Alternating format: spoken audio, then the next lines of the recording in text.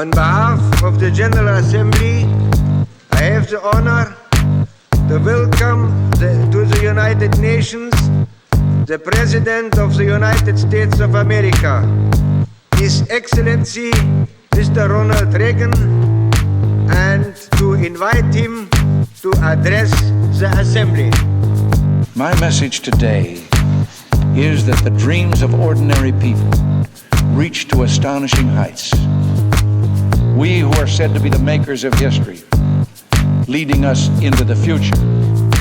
Around the world, new businesses, new economic growth, new technologies are emerging from the workshops of ordinary people with extraordinary dreams who succeeded as entrepreneurs.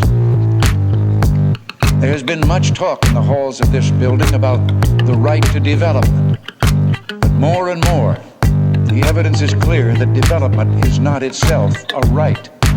It is the product of rights. The right to own property, the right to buy and sell freely, the right to contract, the right to be free of excessive taxation and regulation of burdensome government. The end of all political effort must be the well-being of the individual in a life of safety and freedom. This is where I believe we can find the map to the world's future, in the hearts of ordinary people. These simple people are the giants of the earth, the true builders of the world and shapers of the centuries to come.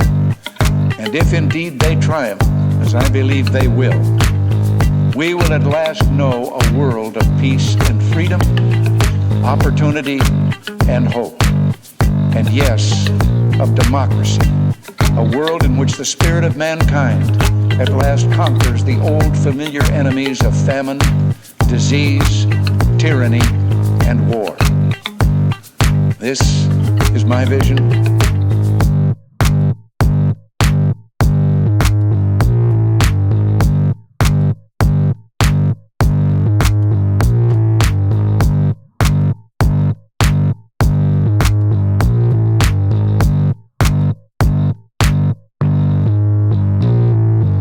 The risk of anarchy in the world is increased because the media must be truly free, not censored or intimidated or crippled by indirect measures like the denial of newsprint or threats against journalists or their families.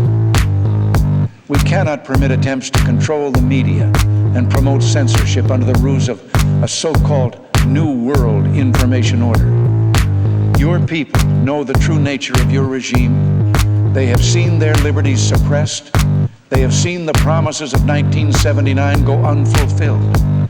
They have seen their real wages and personal income fall by half, yes, half, since 1979, while your party elite live lives of privilege and luxury. To those governments, I would only say that the price of oppression is clear. Your economies will fall farther and farther behind. Your people will become more restless.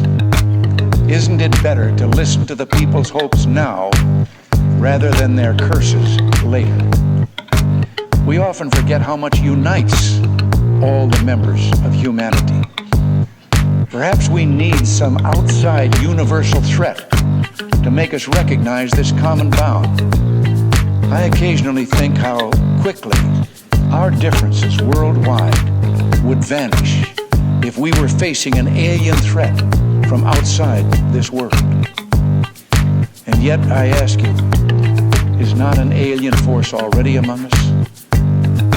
What could be more alien to the universal aspirations of our peoples than war? My message today is that the dreams of ordinary people reach to astonishing heights. If we diplomatic pilgrims are to achieve equal altitudes, we must build all we do on the full breadth of humanity's will and consent and the full expanse of the human heart. Thank you. God bless you all.